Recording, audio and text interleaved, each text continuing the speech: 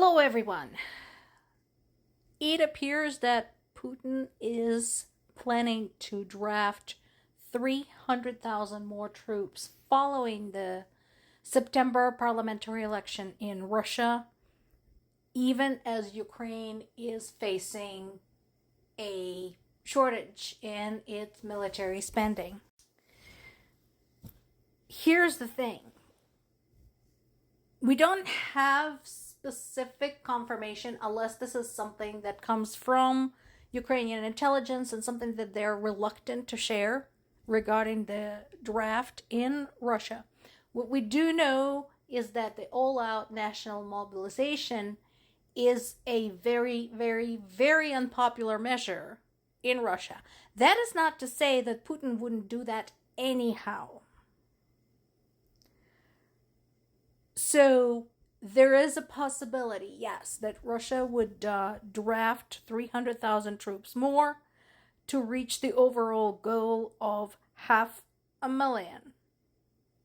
They're calling this a peripheral mobilization that would target Russia's more distant, less populated regions. And so let's do the math. Is 300,000 people a lot? Yes, it's a lot. Especially, again, considering that Ukraine is a considerably smaller country and it cannot pull in as many people. On the other hand, let's not forget that Russia has been recruiting and almost immediately losing 30,000 people a month. So you could also argue that this is 10 months worth. 10 months worth of unnecessary death if only Putin would get the stick out of his ass and decide that this was a pointless war. He's not going to. But as more and more troops are lost in the battlefield, there's also less time to train the newcomers, which of course increases the possibility of them too not lasting very long. And remember, we had an article some weeks ago saying that basically the newcomers last from 30 minutes to an hour and a half when thrown into the meat grinder. Meanwhile, Ukraine is facing a $27 billion defense funding shortfall this year. There's going to be some additional financial aid, something like $9 billion coming from Norway, but that's next year. And so there is now a challenge to fill the funding gap to finance the war effort.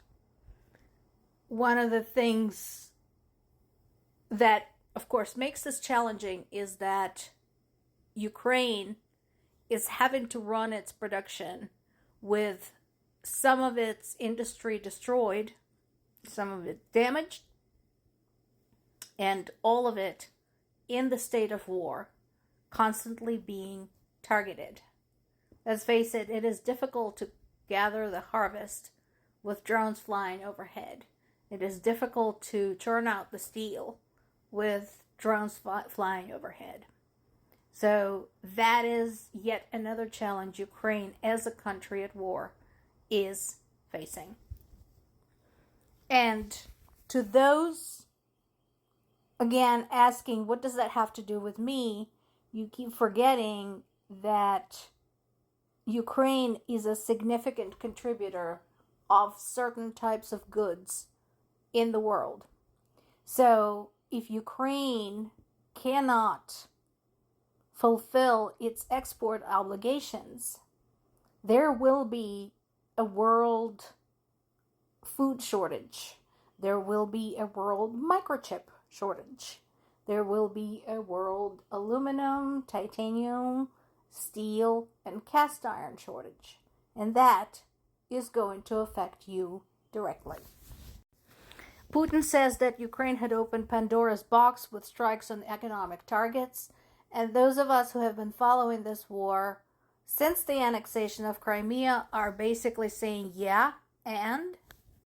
What are you going to do? Start a war and start targeting civilians? Start targeting civilian infrastructure?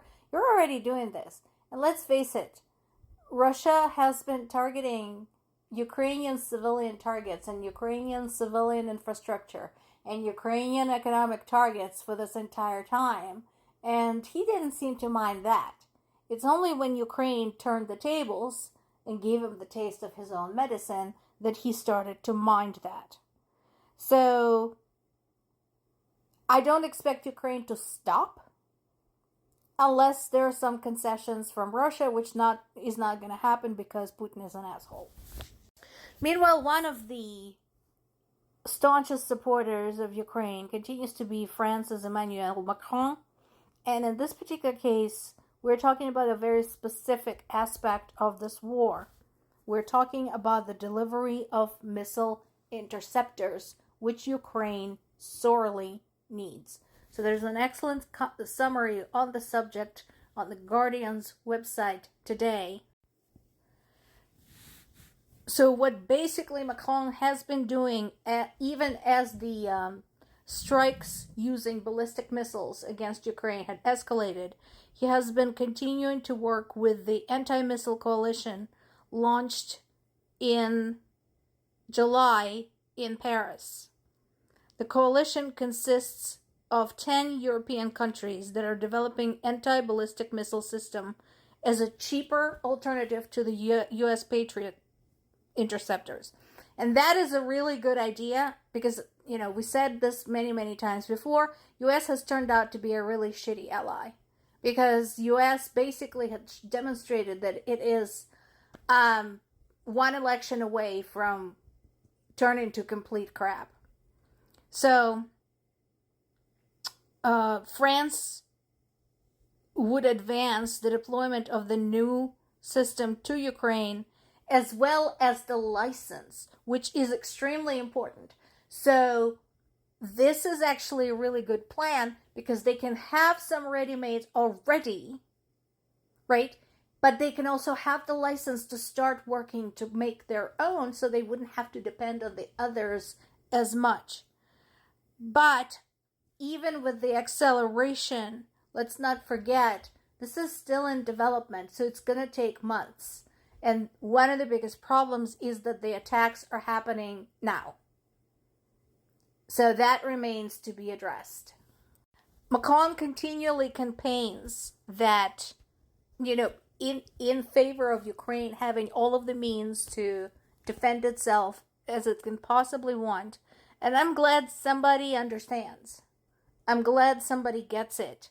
I'm glad that somebody appreciates that Ukraine has been a punching bag between Europe and Russia for a very long time now. So that's, it's nice. It's nice when a head of state actually proves to be a good ally. Meanwhile, there continue to be the more attacks. We know that Russia had attacked Zelensky's hometown of Kryvyi Rih. There's also been another ballistic attack against Kyiv in the middle of the day. And that was during the visit by German Foreign Minister Johann Wadephul. So he's going to get an eye-opening experience. During that attack, 2 were killed and several more were wounded in the Borispol district. So Russia says they struck a truck outfitted for transporting long-range drones, but again, they never present any proof. And then there's been another deadly attack in the Odessa region. Again, that is hitting somebody's home and grain silos. And again, Russians have no trouble striking civilian targets as long as they're someone else's. Hypocrisy at its utmost. More to come.